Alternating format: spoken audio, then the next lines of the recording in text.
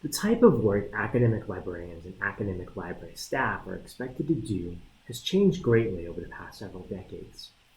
How information is created, published, and disseminated has changed, thereby changing how academic libraries perform their work and what work they perform. A whole host of new positions have been created in just the past decade.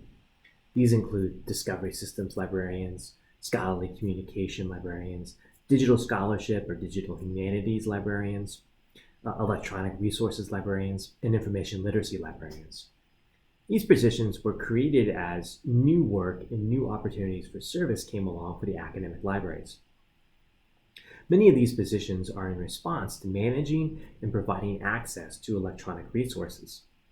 Many traditional positions like cataloging and reference librarian are on the decline, having been replaced by these more specialized positions. More and more skills like coding, programming, and scripting are becoming extremely valuable in academic libraries, with only a small handful of librarians being able to perform those tasks. Academic libraries have traditionally had very clear boundaries between public services work and technical services work. Now, another way of saying this is librarians and staff who work directly with the public and those who do not. Increasingly, these boundaries are being eradicated by new work.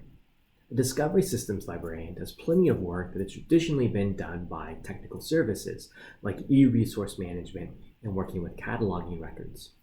But they also must work with the public to create an interface that is easy and intuitive for library users. There's only so much work that can be done. And to make room for this new work, duties that were once performed by librarians are now being performed by library staff and for a lot less pay than librarians. There's probably always been tension between librarians and library staff, where the work of one ends and the other begins is blurry. Some library staff complain librarians often condescend to them and look down at them. In fact, the terms we use to describe library staff, like paraprofessional or library staff, have come under fire for promoting hierarchies and division. But we do need a way to talk about the different groups in the library and what they do. Librarians are required to hold an MLS and are considered part of a professional class and occupation. But the blurred lines between the work of librarians and library staff raises some questions, the greatest of which is the MLS necessary? The debate around the need for the MLS is not new, but it seems to have picked up steam in the past few years for several reasons. One is the growing student loan debt the nation's college graduates face. Graduate school, at least at the master's degree level, is mostly paid for with loans. People are less likely to attend grad school when they have to take on extra debt.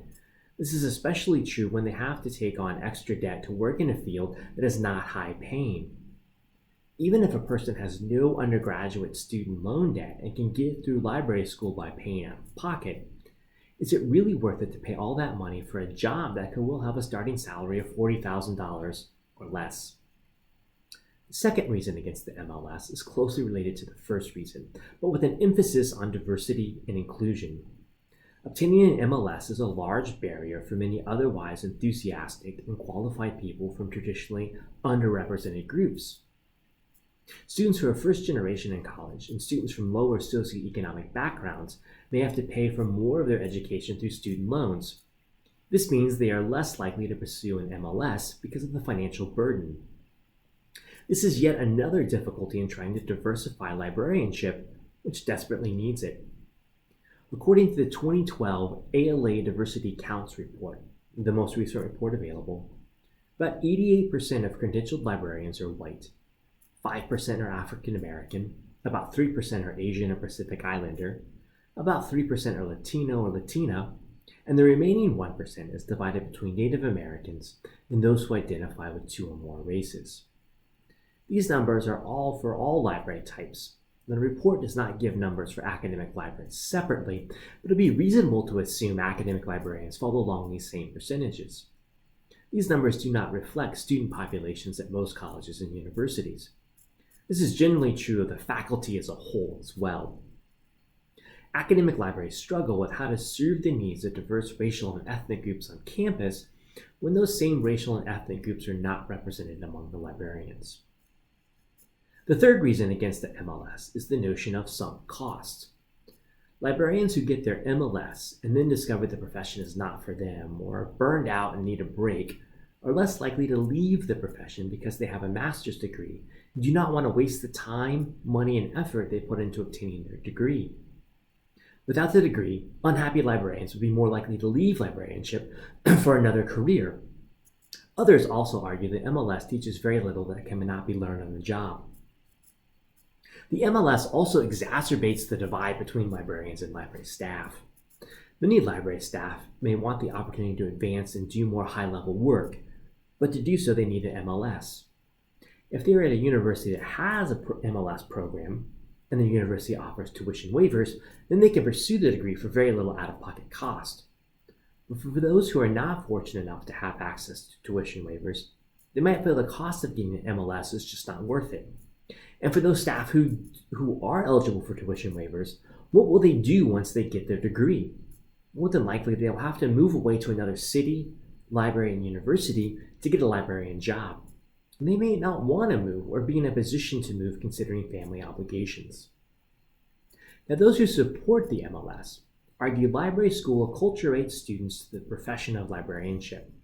It teaches them not merely the work of being a librarian, which can be learned on the job, but how librarians act, what librarians are supposed to do, how they are supposed to think and act and be in the world, and the greater habits and beliefs of librarianship.